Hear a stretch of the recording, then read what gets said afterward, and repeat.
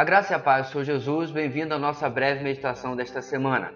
Todos nós já vimos em alguma casa, talvez na sua, de um parente, alguma que você visitou, uma imagem como essa.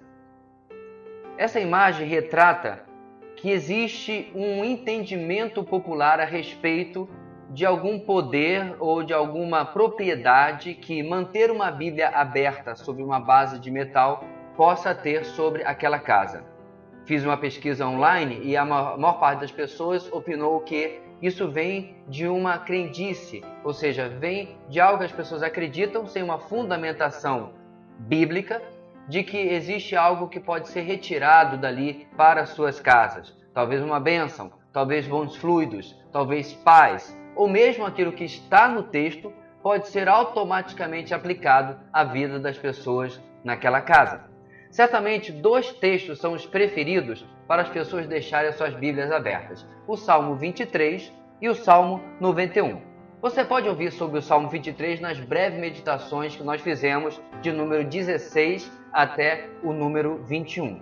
E hoje, então, eu gostaria de começar com você uma caminhada no Salmo 91, a outra opção que geralmente as pessoas fazem.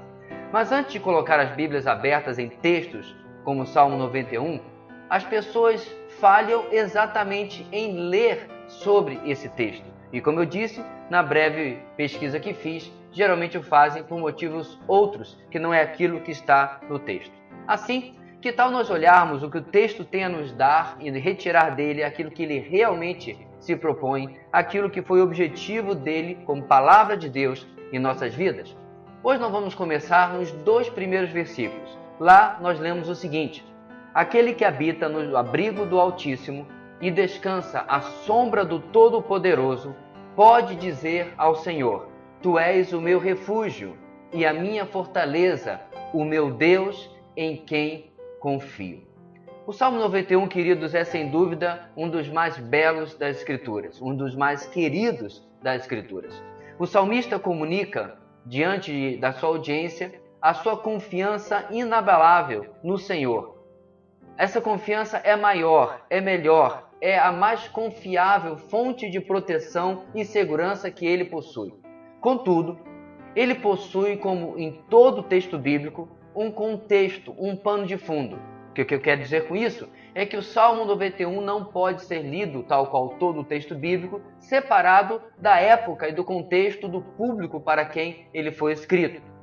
Toda a literatura do Antigo Testamento está debaixo das alianças que Deus fazia com o seu povo.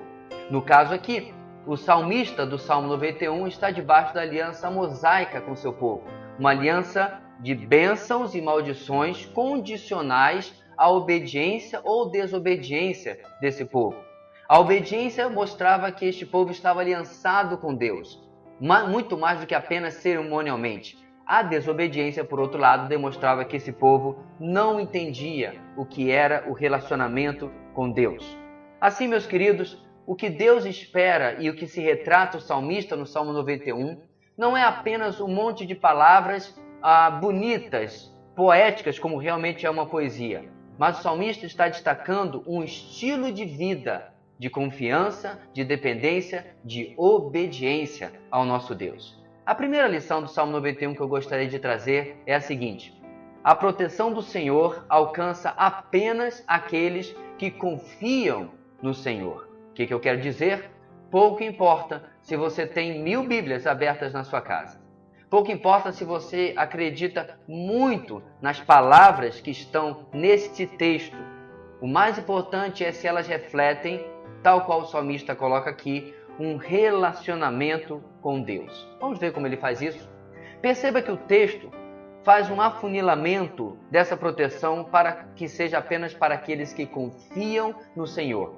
Ele começa destacando, inclusive, quem é este Senhor. O salmista o chama de Altíssimo, de Todo-Poderoso, El Elyon e El Shaddai. 2 nomes muito conhecidos de Deus no Antigo Testamento e que destacam a sua capacidade, neste caso, de proteger. Ele é o Altíssimo, ele é o Todo-Poderoso. Eu posso confiar na proteção dele. O salmista destaca também que ele está falando apenas daquele que habita no esconderijo deste Deus. Não aquele que coloca uma Bíblia em sua estante. não é aquele que apenas acredita em Deus ou recorre a Deus quando tem necessidade. E o que é este habitar que o texto nos fala? Na presença de Deus, apenas eram aceitos aqueles que possuíam uma aliança com Deus. A mesma coisa acontece hoje. E essa presença significa relacionamento, significa pertencer a Deus e não apenas tê-lo como um guarda-chuva para o dia da chuva, para o dia do sol ou como uma SAMU celestial que eu ligo quando tenho uma necessidade. É um relacionamento contínuo e isso nós vamos ver também no texto. No Antigo Testamento, a lei tinha um papel importantíssimo em destacar a confiança e a dependência dos israelitas para com Deus.